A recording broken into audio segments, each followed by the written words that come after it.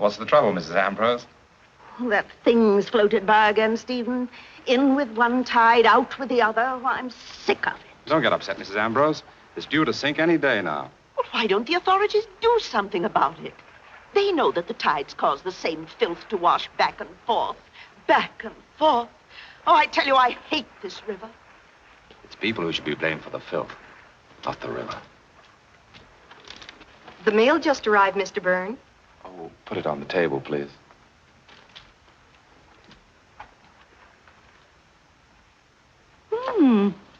Looks like a manuscript.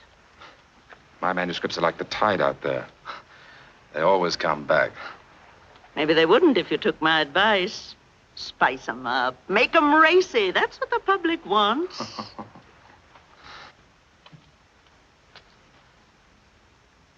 What is it, Emily? Well, it's just that it's getting awfully late, Mr. Byrne, and the plumber hasn't arrived to fix the downstairs tub. But if he hasn't come by now, he probably isn't coming at all today. Use the upstairs one if you like. Thank you, sir.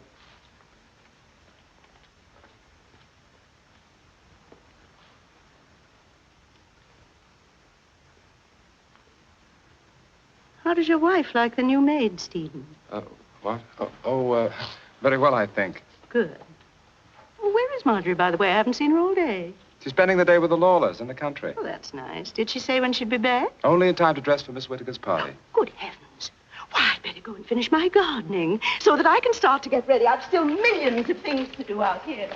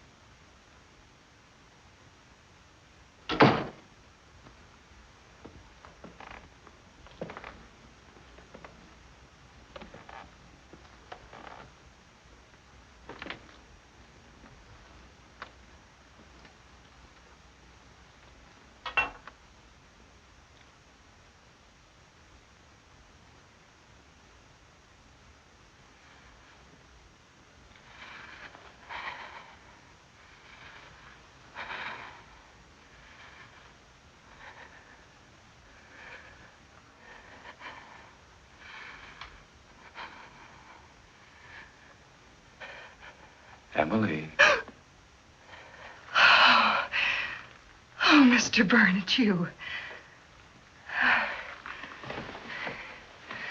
Oh, you frightened me. Did I?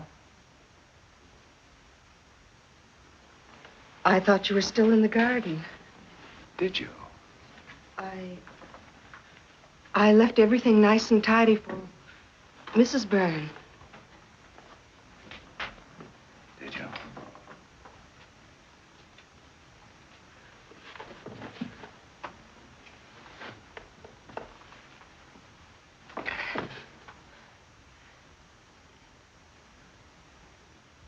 Mr. Byrne, please let me by. Of course. Nice perfume you use, Emily.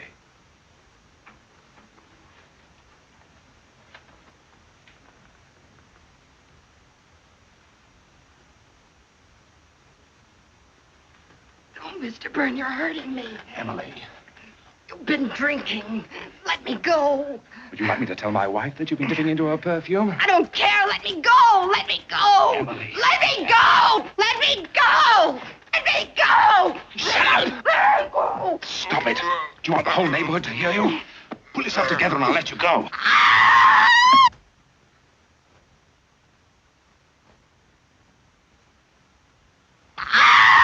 You silly little fool! Let me go.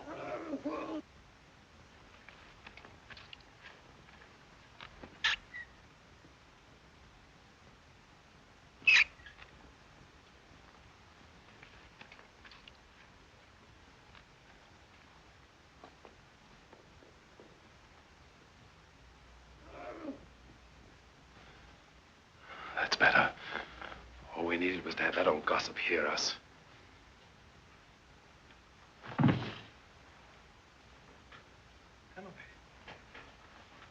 Emily. Emily! Emily! Emily!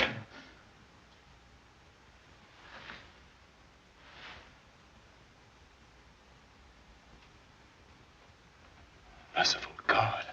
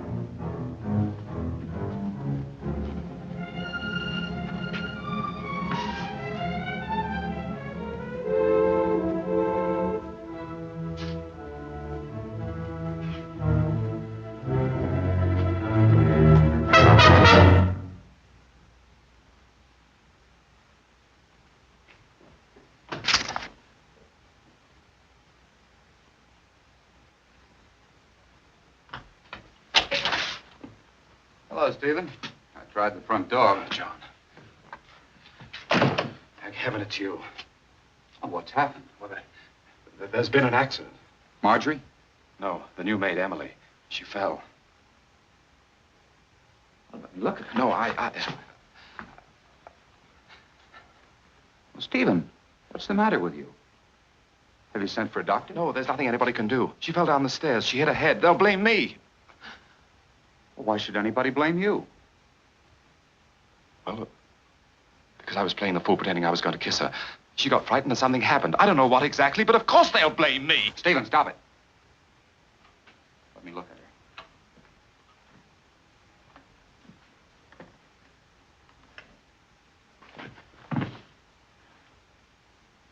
girl didn't fall. She did. I saw her.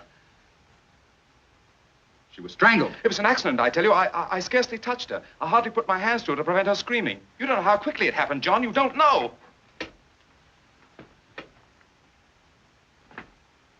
Where are you going? For the police. You can't. You're my brother.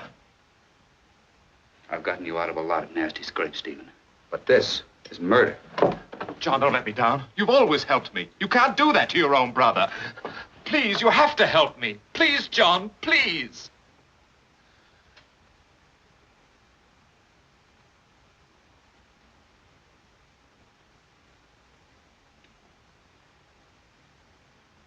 All right, Stephen.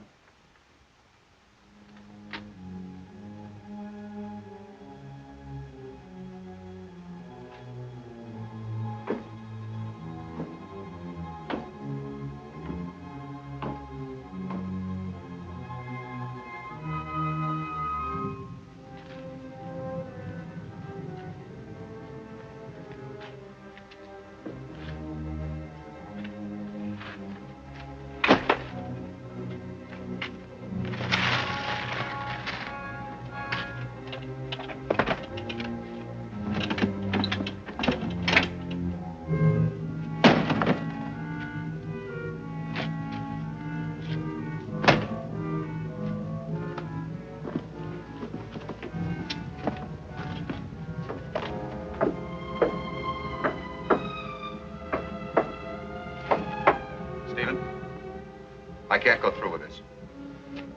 You promised to stay up there. Listen to me. The only thing to do is to go to the police. Tell them exactly how it happened.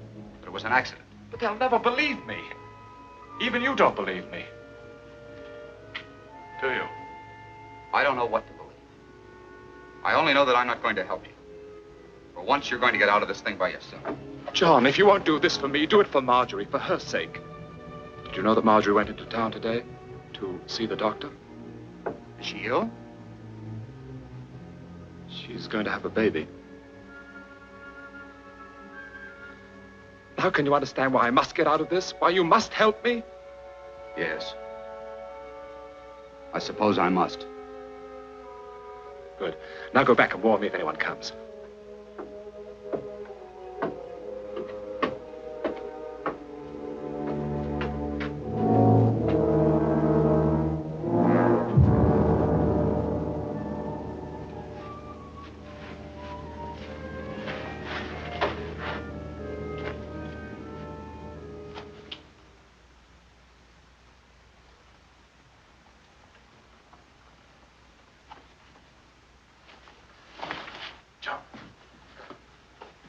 Wait a minute.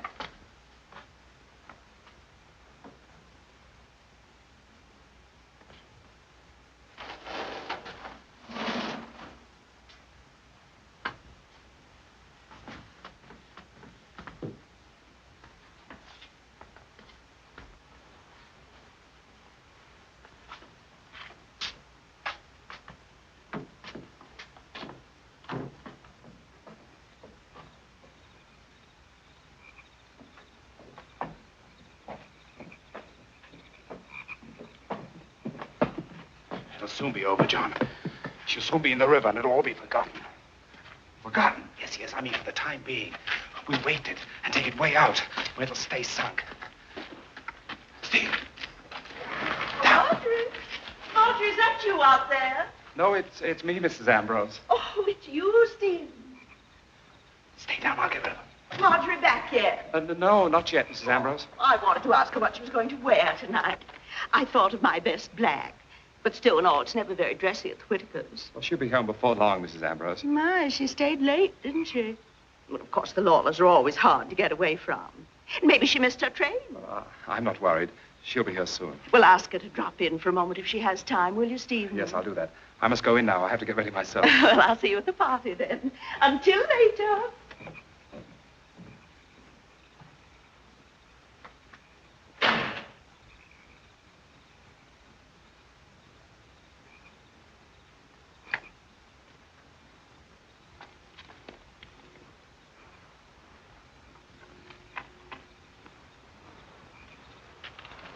I thought the old hag would never leave.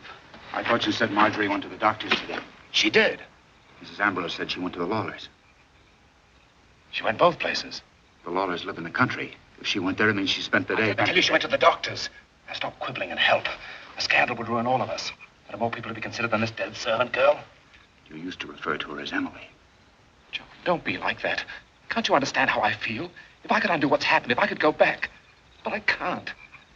I've got to think of Marjorie and my child. This has been a lesson to me. I know I've been foolish, but I'll change. I swear I will. John, Marjorie will be back any minute. All right, Stephen. All right. You've talked me into this, too. Just as you have 1,000 times before.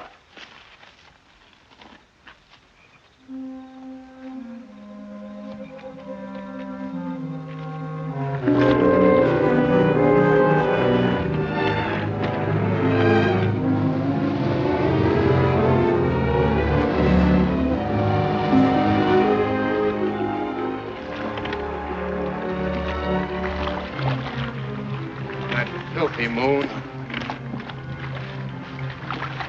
Don't you think if you tie the anchor to the sack? Yes. Well, this should do it. First the anchor.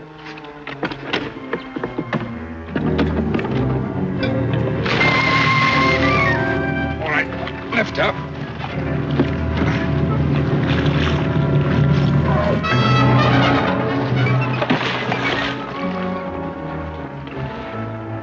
Did you see that? What? Something bright. Something flashed out there in the water. Let's get away from here. I'll drop you off at Weed's Point so Marjorie doesn't see you.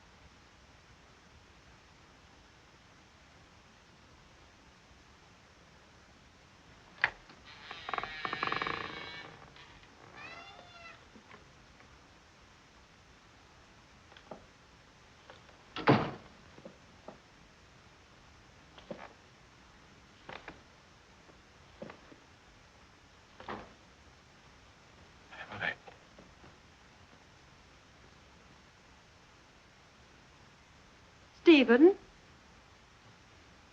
Marjorie. Is that you, Stephen? Yes, Marjorie. You frightened me. Sorry, dear. I couldn't seem to find the light. Where have you been, dear? I took the boat out. Well, do you know where Emily is? Emily?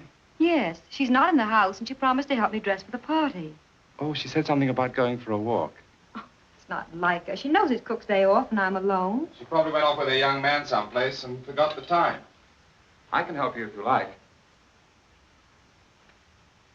I could say that you're all thumbs today, but I won't. I'm not only doing my best, but I'm enjoying it. Oh, you're very sweet. Did you do much writing today? No. Why not? Oh, another script came back. I'm sorry, darling. Is that why you went boating? Yes, I suppose so. I should have been with you. Did you miss me? Very much.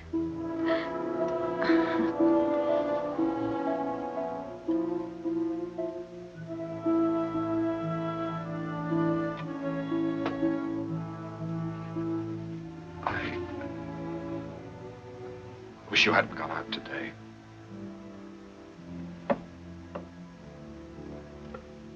Come on.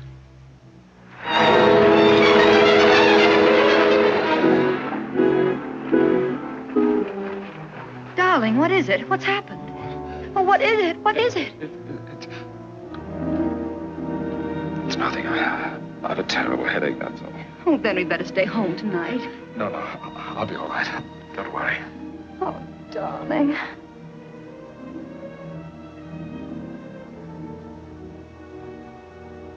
Grab the lady by the hair. Round the lady over there. Into the center with a 1, 2, 3, and round that gent from Tennessee. Oh, I can't anymore, Stephen. I'm exhausted. Go on, you're the liveliest of the bunch. Wonderful party, Mr. Whittaker. Thanks to you, dear boy. Circulate. 8 hands around. Stub your toe and you'll fall down. At last, my favorite thought. How many times you said that this evening? 4, first time I've meant it. Circulate. 8 hands around. Stephen, you're wonderful. You inspire me, Effie. Stephen, you write a pretty nice thing. Alaman left. Grand right and left. First you're right, and then you'll left. To meet your partner and give it a swing and promenade all around the ring.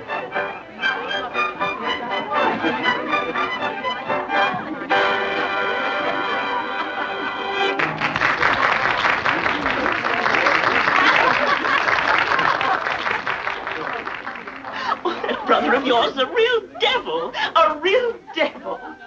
Oh, Stephen, do you know what'll happen to me if I drink that? Why do you think I'm giving it to you? Stephen, you're the limit. Thanks.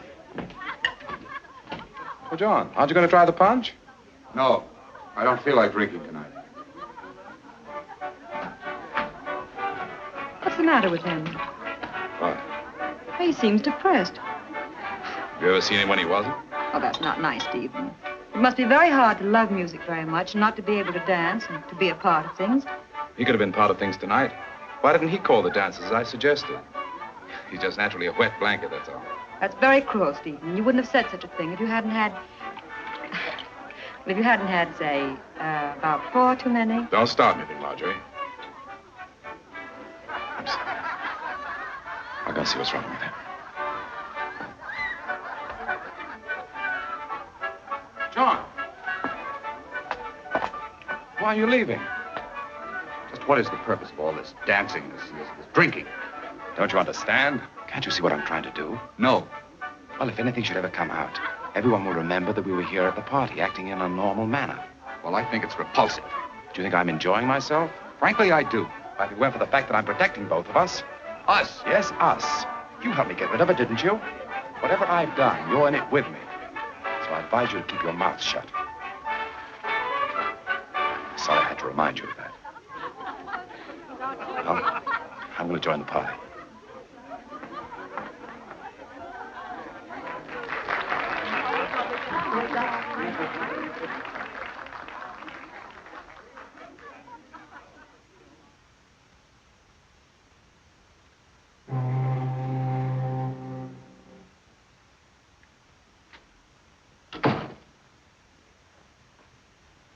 Is that you, Mrs. Byrne?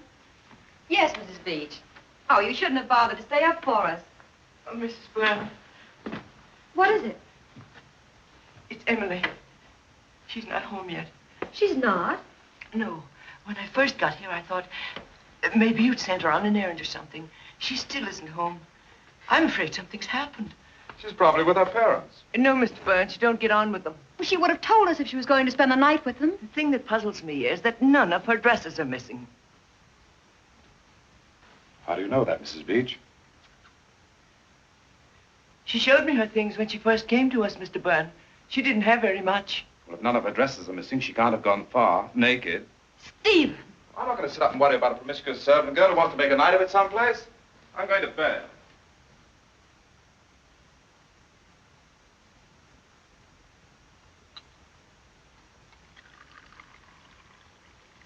Wouldn't waste my time reading such trash if I were you, Mr. Byrne. Since when is the disappearance of a human being considered trash, in your estimation, Miss Bantam? Since I found out what a bad name that Emily Gaunt has given young women like myself in service. Bad name? Yes. That Emily was a proper hussy. Gadding about night after night. Young men followers and heaven knows what all. There's no doubt but that she was out with one of her many sweethearts the night she disappeared. And she went further than she meant. But if you make your own bed, you must lie on it. Would you like your eggs now? No, I don't care for any this morning. No, Mr. Byrne, you haven't eaten proper all week. Miss Bantam, did you know Emily Gaunt? No. But I know them that did. Seems to me you speak with great authority about a person you never knew. Well, Miss Beach knew her, didn't she? I happened to be present the day after Emily disappeared when the cook was questioned. She didn't give the impression she believed Emily wasn't a decent girl. Yes, but Miss Beach just happened to overhear Mr. Stephen when Emily's parents came worrying around the other day. Wouldn't you like just one egg? Emily's parents came to see my brother? Yes, and he let him have it, he did. Said he never should have let her work in an honest house in the first place. That she was a thief and a good-for-nothing trollop. That's a lie! Good gracious, Mr. Byrne. Don't shout at me. It wasn't me that said it. It was your brother.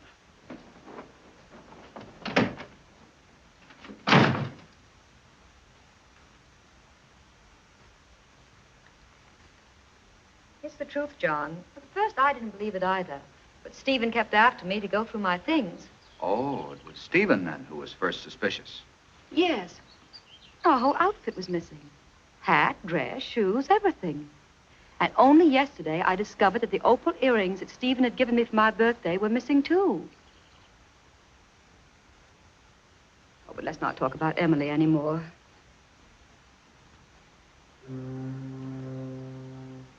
It's Stephen that I'm concerned about. I don't know exactly how to say it. There's such a peculiar look that comes over his face when he's talking about Emily. It almost seems as though we were actually enjoying it, as though he delighted in her disappearance. And he goes on and on about her. Well, Marjorie, I wouldn't worry about him if I were you. After all, he's a writer. The mystery of her disappearance probably intrigues him. Oh, probably you're right. And he fancies the whole thing is a great big melodrama with himself in the leading role. He'd like that. Like the article in this morning's paper? I didn't see it. Stephen took it with him. He left early this morning. Haven't they promised to keep our name out of it? Well, you can't blame them. Makes a better story. I don't understand why they kept their promise for a whole week and then suddenly today, even a picture of Stephen. I wonder how they got hold of it. Don't know. Why, there's only one print of that picture that I know of.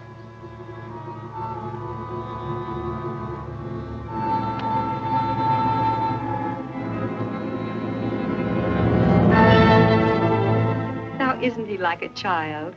He wanted his picture in the paper.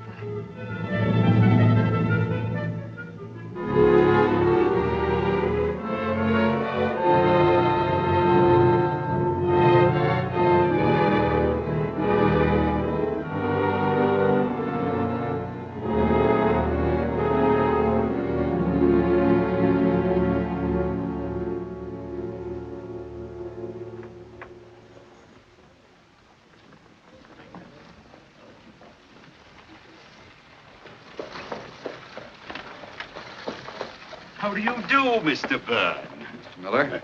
What do you think of the display? Very attractive. But it wasn't up when I passed yesterday. No, your brother called me last night and told me of the publicity he was expecting in the papers, and he wanted me to cash in on it. Thank you, dear boy. Oh, gee, I'd love to be a writer, too. Well, why don't you try, Effie? Your mother says you're very good at making things up. But some of your excuses are masterpieces of imagination. Don't you listen to this scoundrel. Imagination's not enough. Just the other day, I read in a magazine that a writer must write only about things he knows. If he puts down truthfully the things he's actually experienced, if they're exciting enough, he's bound to be very successful. That's very interesting, Mrs. Ambrose.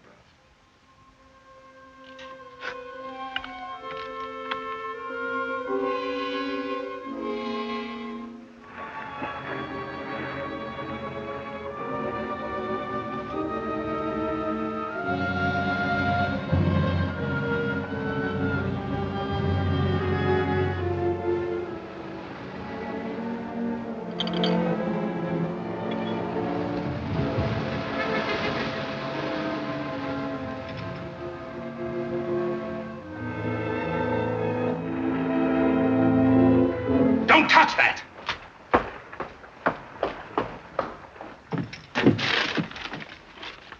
Did you read it? No, I only picked it up. What's the matter, Stephen? Nothing. It's not ready to be read, that's all. You never minded my reading your things before. I've changed my ideas about a lot of things. I know. Just the other night when you went out by yourself. Don't nag. A writer needs to be alone to gather experiences. Can't you understand that? I wasn't nagging, Stephen. What I started out to say was simply that when I was alone the other night and John dropped in... What did he want? Nothing especial. Seemed so forlorn lately.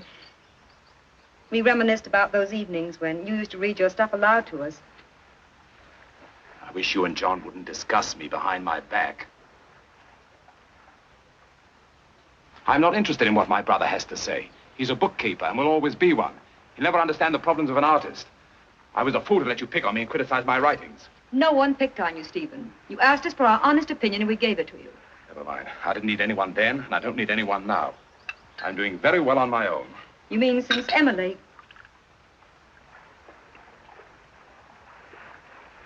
Go on. Go on. You can say it. I didn't mean it that way, Stephen.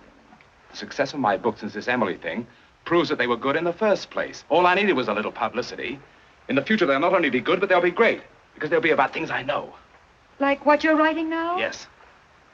Well, what's it about? Will you stop prying?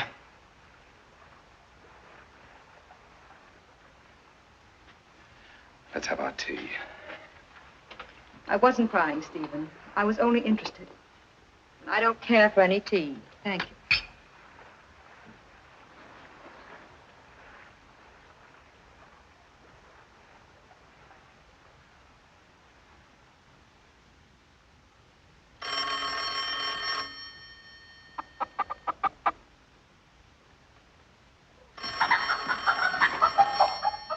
John Byrne's accounting office.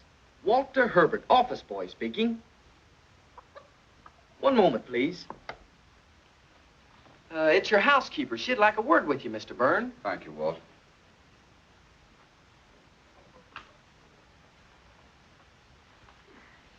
Check these over, Elmer.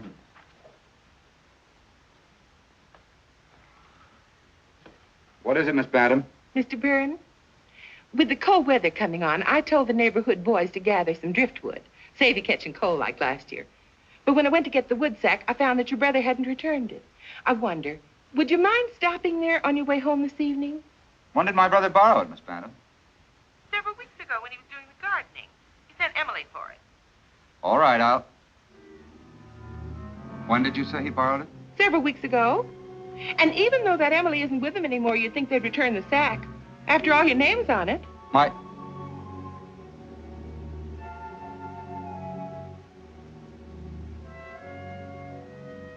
name is on it? Yes. I stenciled everything you own with India ink. I'll go for it if you're busy. No. I'll stop by for it, Miss Bantam.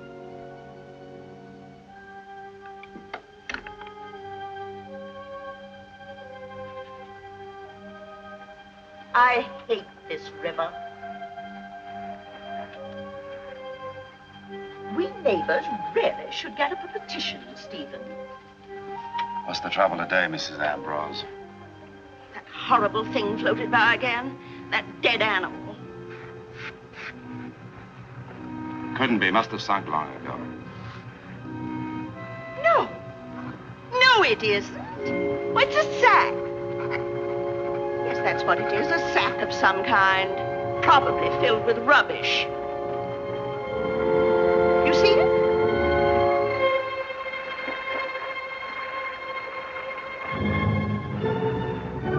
Well, I've other things to do besides standing out here. But I tell you, Stephen, you should write up a petition for us. Yes? Yes, Mrs. Ambrose? Really, the way some people use this river is a disgrace.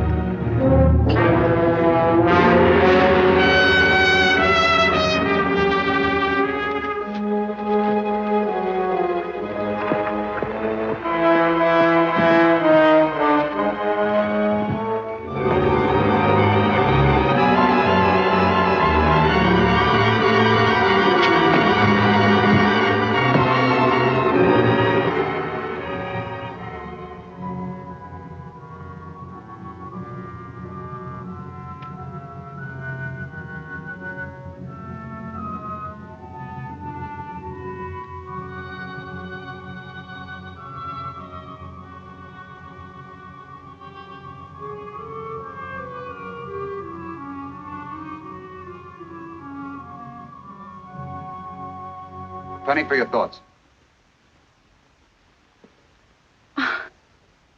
Hello, John. Hello, Marjorie. Is Stephen in? No, he's on the river somewhere. He seems to have found an unusual interest there lately. But won't you come in?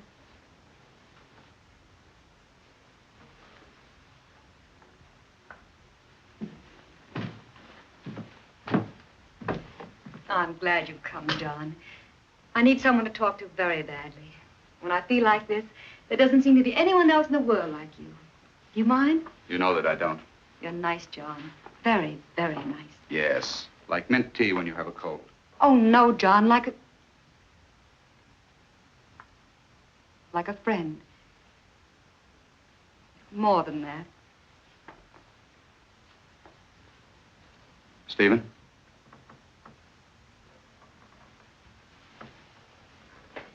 I think you know, John, that I've tried to make a success of my marriage. It hasn't always been, well, exactly perfect. Maybe it was my fault. Girls have foolish ideas, and when they marry, they think they've snared Prince Charming himself. And he is charming, John. Very charming. But a woman sees deeper. I see things now in Stephen that I never let myself see before. Don't get bitter, Marjorie. Oh, I know the countless things you've done for him. Oh, we couldn't live like this if you hadn't given up most of your share of the inheritance so that he could continue writing. You wanted a career for him, didn't you? Yes, but I didn't want a freak success like this Emily's disappearance has brought on. At first, I thought it was simply childish the way he capitalized on it. There's a limit, and it's become ghoulish. You should have heard him today.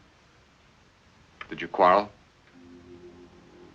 Yes, I hadn't wanted to tell you that. I'm beginning to wonder why he ever married me at all. Perhaps it was because he needed you. He told me today that he's never needed anyone. That was just talk. Everybody needs someone. Believe me.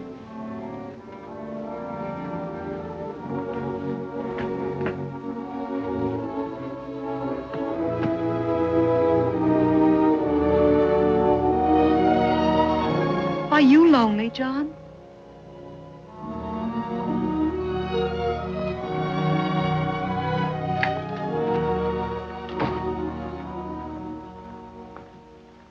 Pardon me, Mrs. Byrne, but I thought it was getting dark here. Thank you, Mrs. Beach.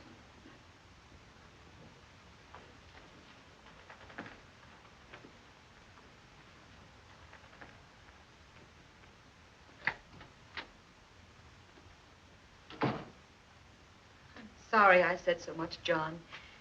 It's unfair to talk about Stephen behind his back. When you're worried, darkness does something to you. I understand, Marjorie. Perhaps you're not prepared to tell me yet, but since you are troubled, I'd like to tell you that I honestly think things are going to be better for you. Stephen's bound to change when the baby comes. The baby? Stephen told me. Stephen told you that I was going to have a baby? Yes. But it's not true. I wish that it were. Now, what on earth would make him want to tell you a thing like that? Maybe I misunderstood. Oh, don't go protecting him again, John. You must know why he lied to you.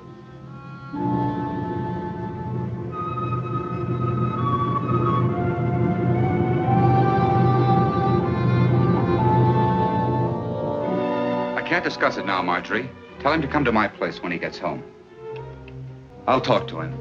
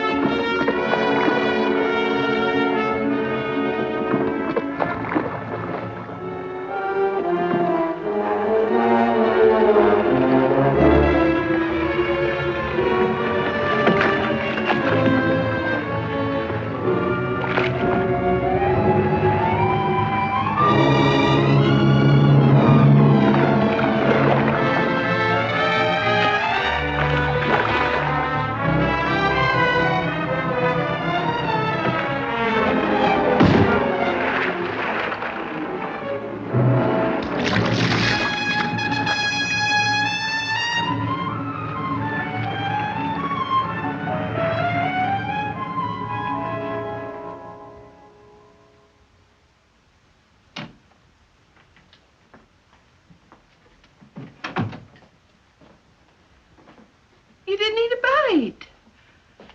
You didn't touch the roast. Of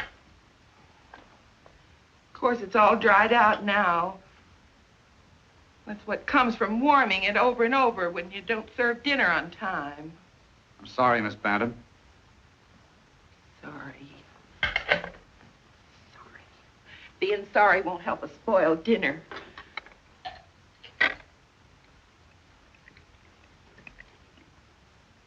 You'll be sorry when you get stomach ulcers.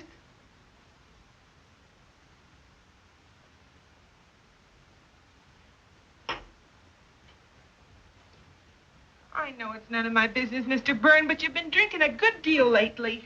I appreciate your interest in me, Miss Bantam, but I must remind you that I'm quite old enough to determine my own drinking capacity. When a man's alone as you are, he should be grateful to have somebody look after him. I'd be grateful to you if you'd stop nagging at me. Why, I never heard of such a thing. Just because I take an interest in you. Well, I don't want you to take an interest in me. I'm quite capable of running my own life. All right. Seems like I can't do anything right anymore. You didn't bring the wood sack. No? But I told you the boys will be here in the morning to gather driftwood. What shall I tell them? I don't care what you tell them. Now, please leave me alone.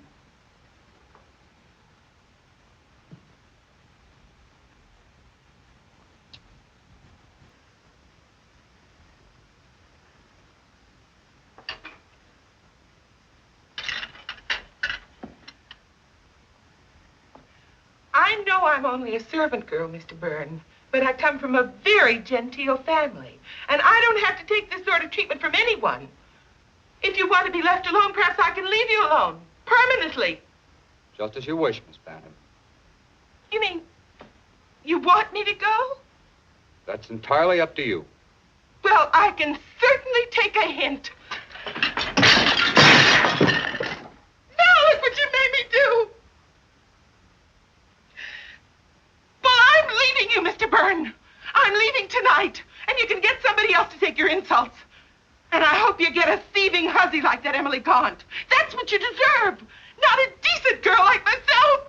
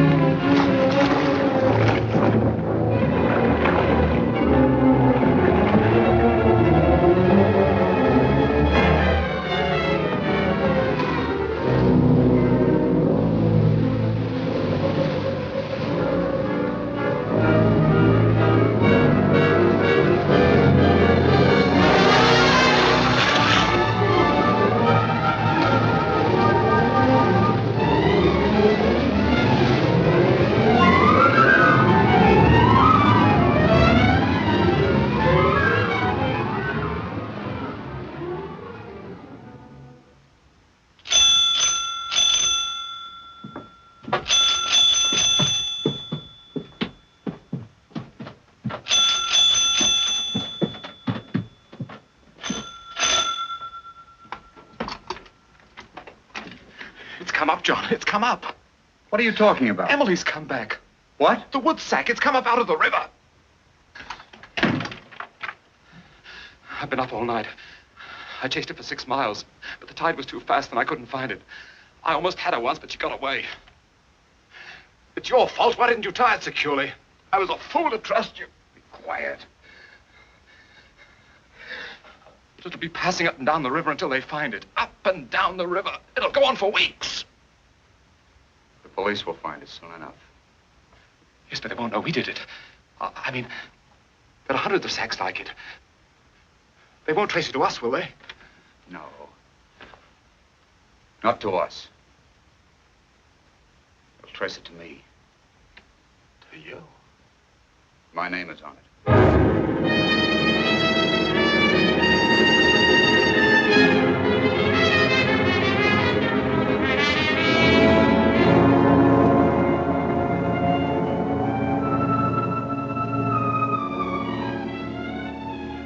There's a gentleman to see you, Mr. Byrne. You know I don't wish to be disturbed. He's from the police, sir. Please. Send him in. Yes, sir.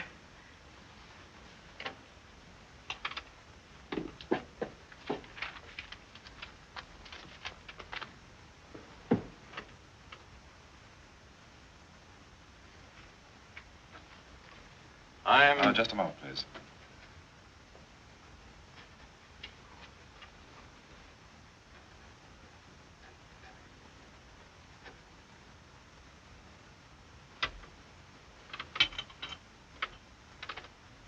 Sorry, I wanted to get my thoughts down before they went away.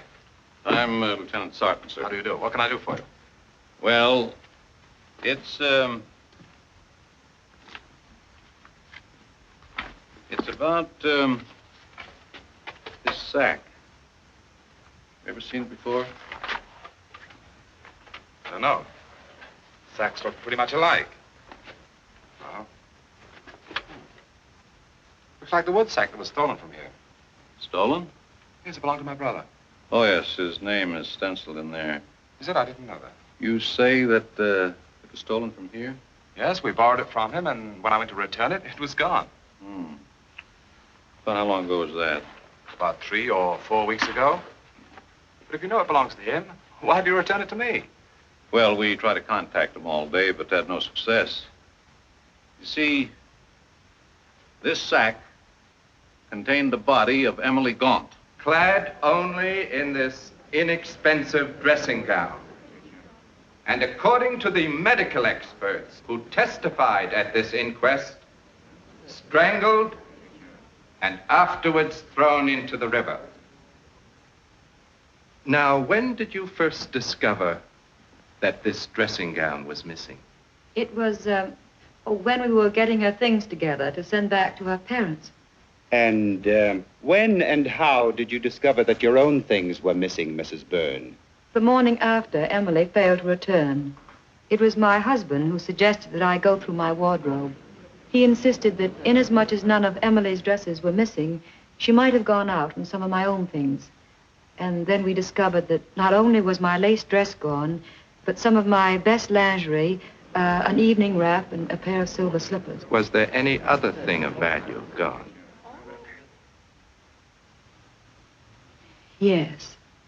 Several days later, I found that a pair of opal earrings that my husband had given me for my birthday were missing too.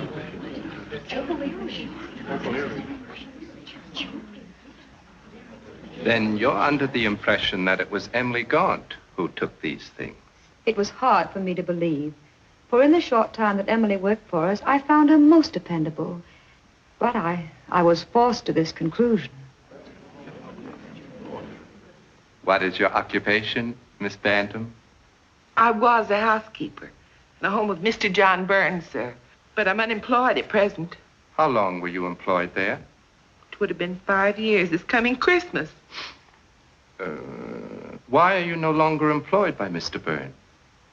Because he became too impossible to get along with from the time that Emily Gaunt disappeared.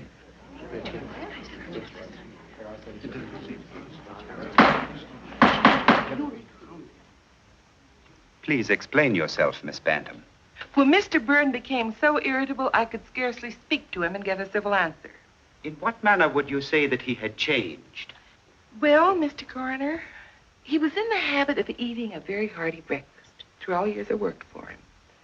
But after that, Emily Gaunt disappeared.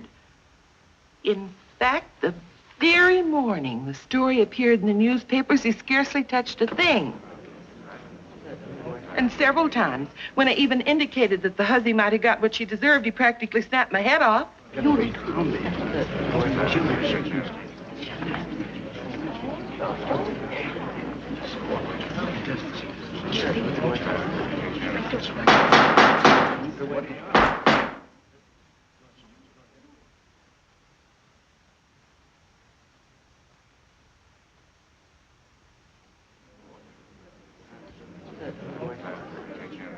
Miss Bantam, tell us what you know about this sack. It's Mr. John Byrne's, all right. I stenciled his name in it. The one that was borrowed by Mr. Stephen Byrne? Yes, Mr. Stephen was doing some gardening and needed an extra sack. Emily came for it. And to your knowledge, the sack was never returned? No, sir. But of course, it might have been returned without my knowledge.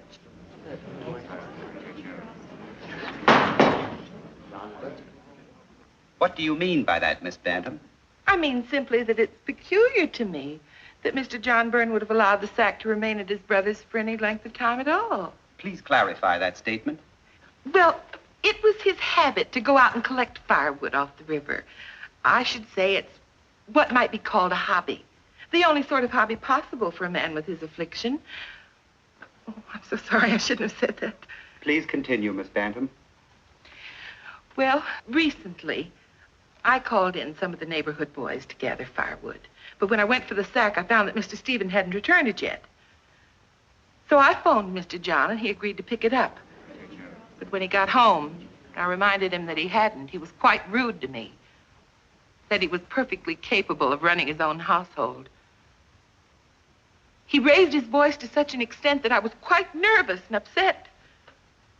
Then he dismissed me. And when did the scene occur between you, Miss Bantam? It was the night before Emily's body was found in the river. You've heard testimony that you borrowed the sack some time ago from your brother. Is that correct? It is. And to your knowledge, it was never returned to your brother. That is correct. Before I could return it, I found that someone had stolen it. And has your brother access to your home? He has. You mean he has a key to your home? No, Mr. Coroner. The back door's always open. Then there was nothing to prevent his coming to your home at a time when you were not there and taking what was rightfully his. No, nothing to prevent it, but in this case, I don't think it's probable. By the way, Mr. Byrne, it may have helped this case if you'd reported that the sack had been stolen from your home. I didn't think the loss of an old sack worth troubling the police about. But why didn't you report the theft of the more valuable things either? The opal earrings, for example. Because I didn't wish to cause Emily's parents further concern. Besides, my wife and I felt that eventually poor Emily would return and the articles would be recovered. Now tell me, Mr. Byrne, when was the last time you used this sack for gathering wood? Some weeks ago. It's hard to say. Oh, could it have been about 3 weeks ago? What you mean is, about the time that Emily Gaunt disappeared? I must ask you not to mind what I mean, Mr. Byrne. Would you say it was 4, perhaps? I couldn't be sure. Then would you say it was near the time that Emily Gaunt disappeared? I couldn't be sure. The collection of firewood, unlike a marriage or a birthday, is not a festive moment in my life. I don't remember. But you do remember the testimony that the sack was stolen from your brother? will you kindly give an oral answer to the questions asked at this inquest? I do. Does it not strike you as being rather odd that a thief would bother to take an object of such little value? I wouldn't know. Or that a girl, if we concede for a moment that Emily Gaunt took it, do you think she would have taken such a sack with her to some mysterious rendezvous? I'm not here to answer riddles. No, I shouldn't think you were. Mr. Byrne, I will be more direct then. Did you know the deceased Emily Gaunt intimately?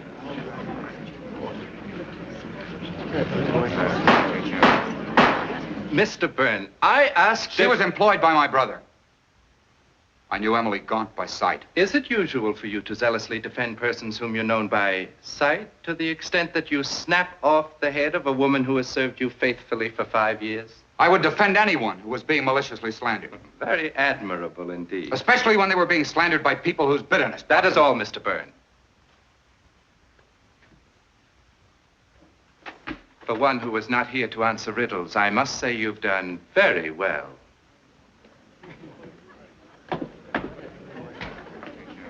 Mr. Coroner, Mr. John Byrne was the last of the witnesses for this inquest. I have a few things I'd like to say, if anyone will let me. If they pertain to this inquest, by all means, Mrs. Ambrose. I can't sit here any longer, listening to all these insinuations against a boy who couldn't possibly harm a fly. It's ridiculous, preposterous. It's downright silly, that's what it is. Mrs. Ambrose, will you kindly control your temper and give us a more coherent reason for your impatience with this inquest? Now, Harry, I'm not trying to take advantage of our friendship, but I've known these Byrne boys since they were lads, and John's only fault is that he works too hard and never thinks evil of anyone. And as for this silly old maid, it's plain as the nose on your face she's in love with him, and imagined heaven knows what about him. And when an old maid's in love, heaven protect the object of her affections if that love goes unrequited. All the devils and all the furies. Oh!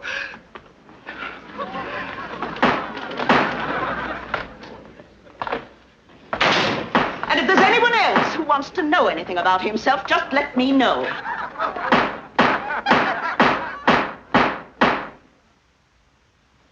Was there anything else you wished to know, Harry?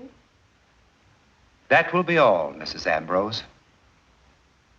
And so, in all probability, Emily Gaunt, dressed in her mistress's finery, went off to some secret tryst.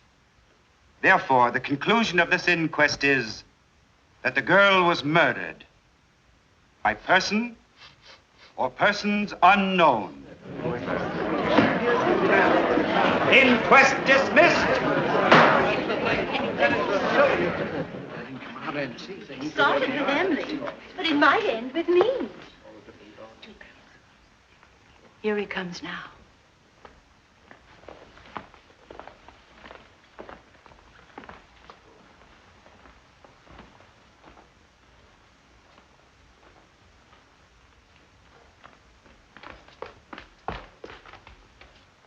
Oh, Mr. Byrne. Mr. Byrne! Yes? No, not you. Mr. Stephen Byrne. Me? Yes. They'd like to see you inside a moment. Certainly. You go on. I won't be long.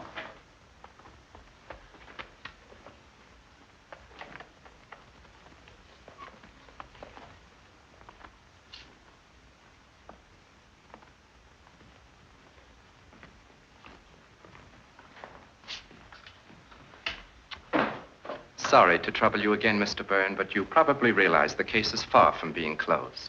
So? Are you certain you have nothing more you'd like to say to us? Nothing. I can understand your feeling, Mr. Byrne. After all, the man is your brother. But if there's any further light you can throw on this... There's nothing more I can say, except that I'm fully convinced that my brother is innocent. Was that all? That was all.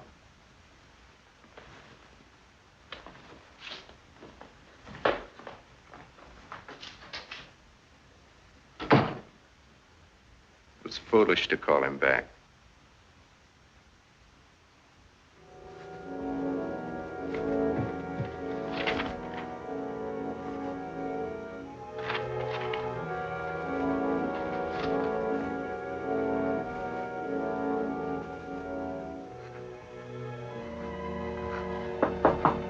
Yes.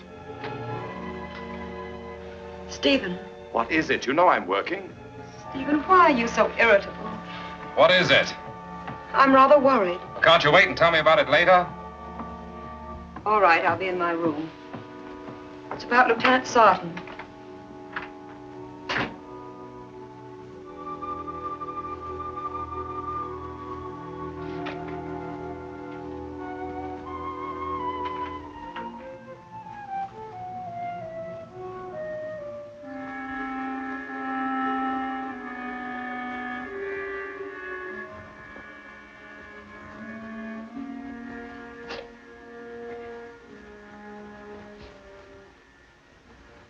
Sorry I snapped at you.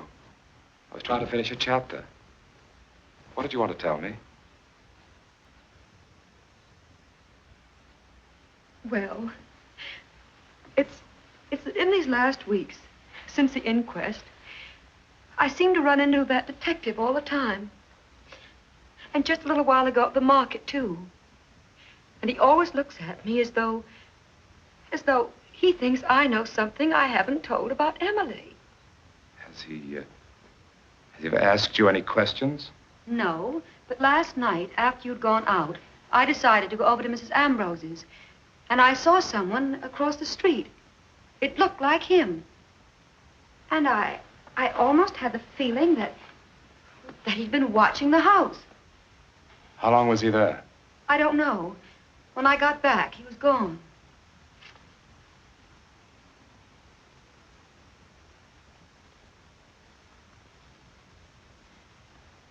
Well, if he has any snooping to do, I should think he'd do it in John's direction. What do you mean, Stephen? You were at the inquest. You know what I mean.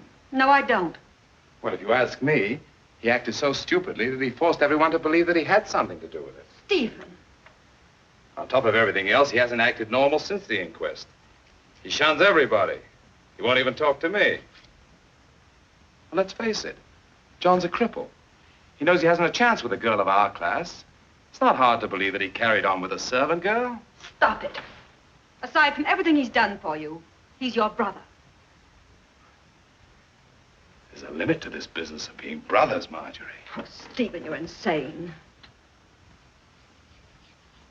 You're very fond of him, aren't you? You know that. Are you in love with him? How long has this been going on? You don't think I haven't been aware of it? You have a filthy mind.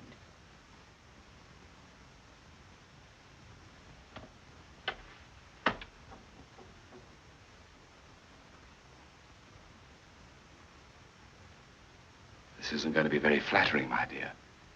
But I haven't the slightest pang of jealousy. No, I shouldn't think you would. A husband who comes home drunk night after night and reeking of cheap perfume isn't exactly in a position to be jealous. Sometimes cheap perfume can be very exciting. You are a swine, Stephen.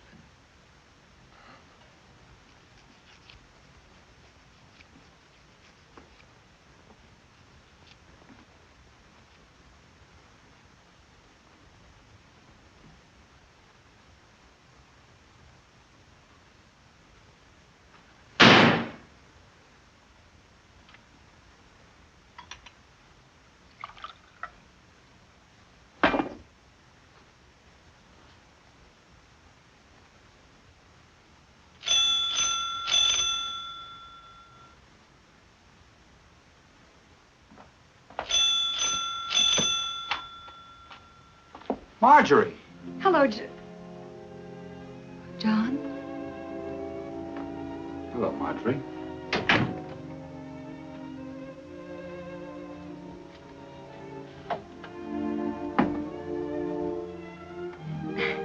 met your office boy on his way over here. I told him I'd bring these up for him. Thank you. I've been here so many times, John. And to the office, too. But you were never in. I know.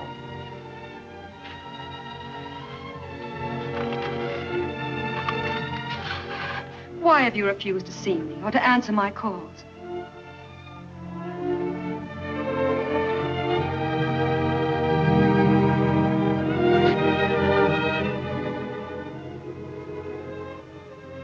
Haven't you found a housekeeper yet?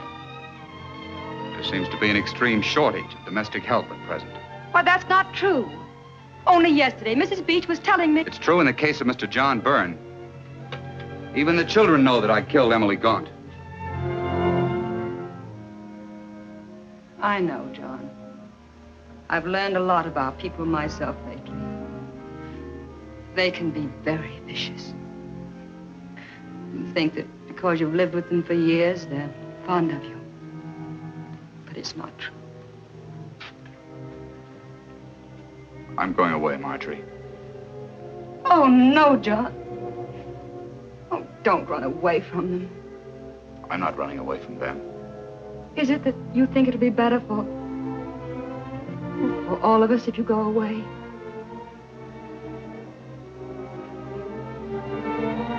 I've got to be sensible.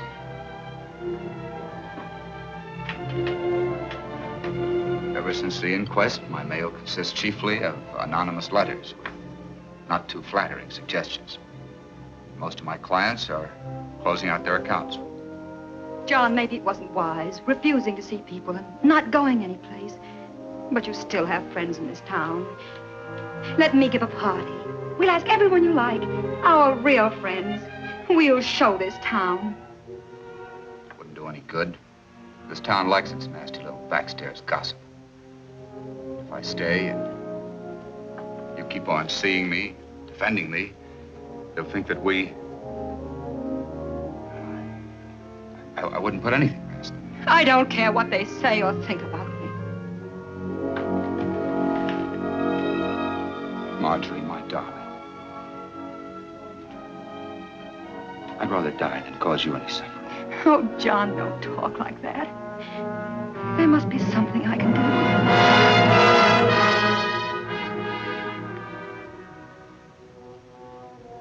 No.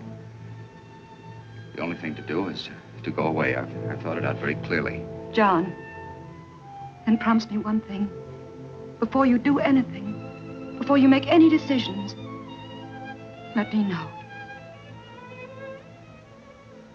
I promise.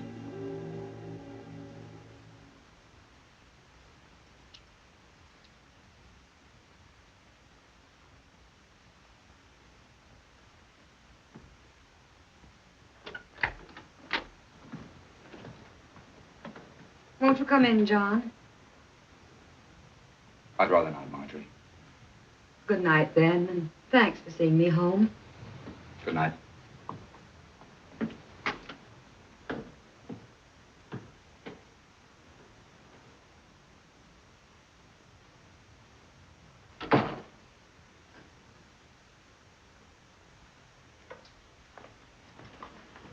Stephen, it's about John. I'm not interested. Stephen, please, he's desperate. I'm afraid he's going to harm himself in some way. Don't be dramatic. He as much as told me so tonight. He said he'd rather be dead than go on the way things have been going.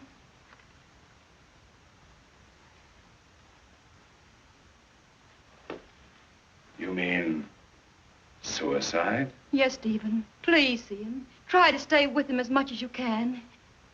If you hurry, you can catch up with him now. All right, Marjorie. If you insist. Thank you, Stephen.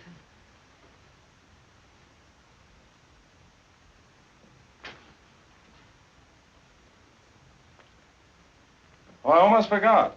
Mrs. Ambrose was over. She said as long as it's Cook's day off, you should let her know if you want to have supper with her. I'm in no mood for her tonight. I'll have something here.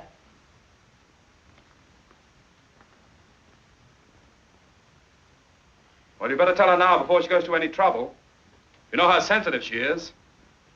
Yes, I guess you're right.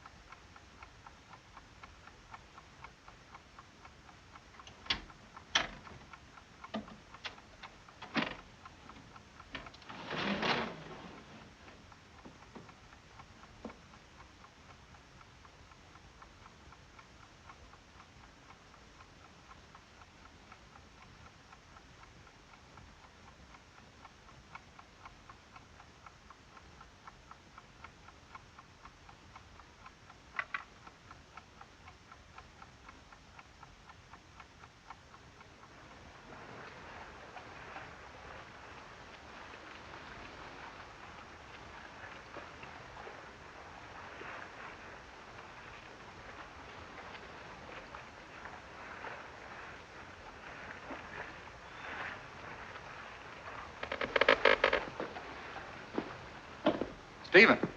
Yes, John? What are you doing here? Marjorie was very worried. She sent me to look for you. Lucky I found you, isn't it? What do you mean? Well, you might have,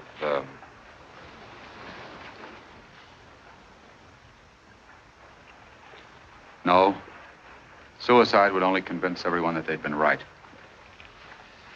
I'm glad you realized that. What were you thinking of as you stood there? Of another night on this river.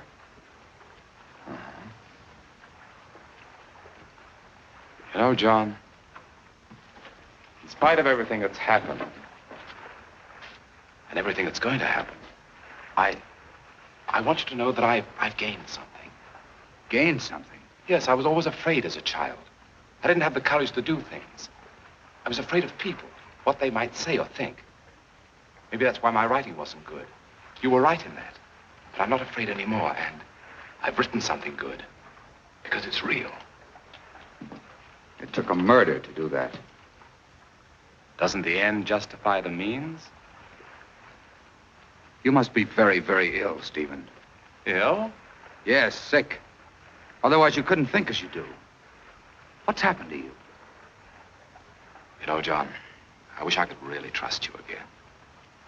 But I can't. Am I right?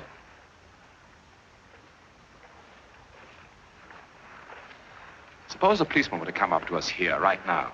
Suppose he were to ask, which of us killed Emily? What would you do? I know what you would do. You would point at me. Would I? You stepped right out of Emily's murder as though you were shedding your skin. You shifted the blame to me.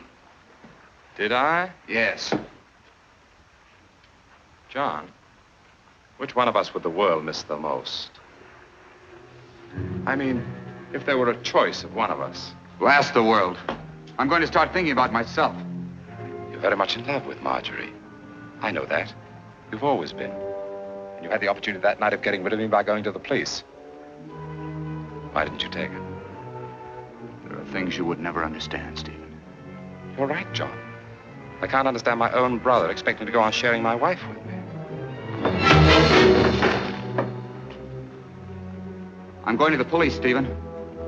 I'm going to tell them the whole story, including my part in it. I should have a long time ago.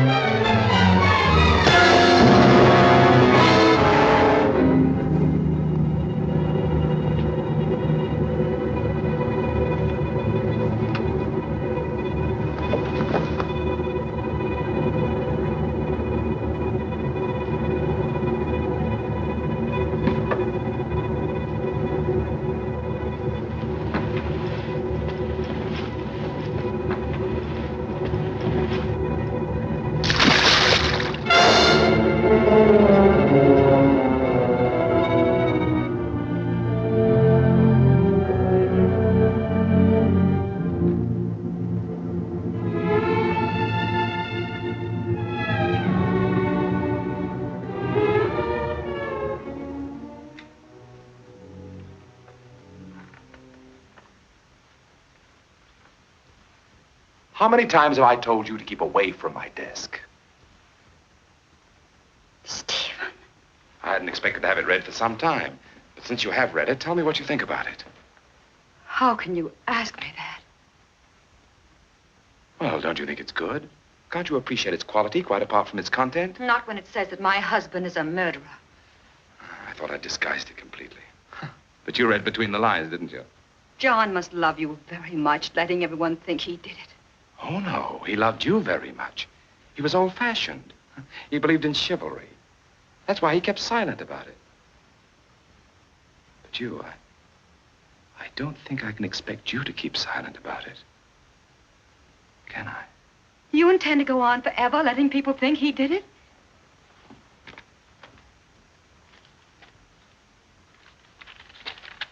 John disappeared tonight, if something should have happened to him, let's say he drowned himself in the river, that would solve everything, wouldn't it?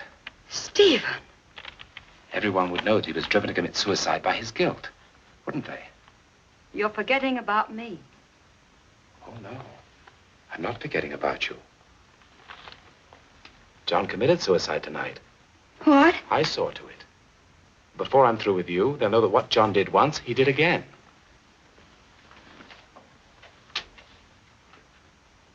Stephen, you're insane. Am I?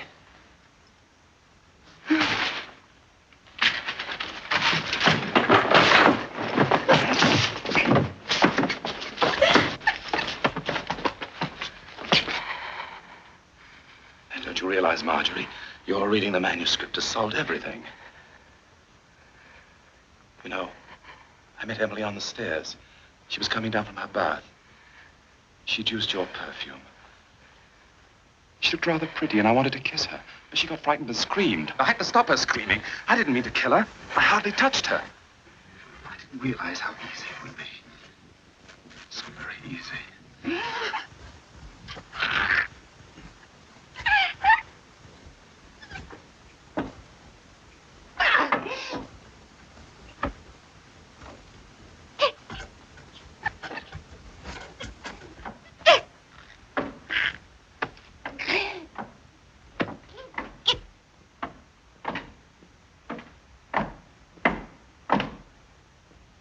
John.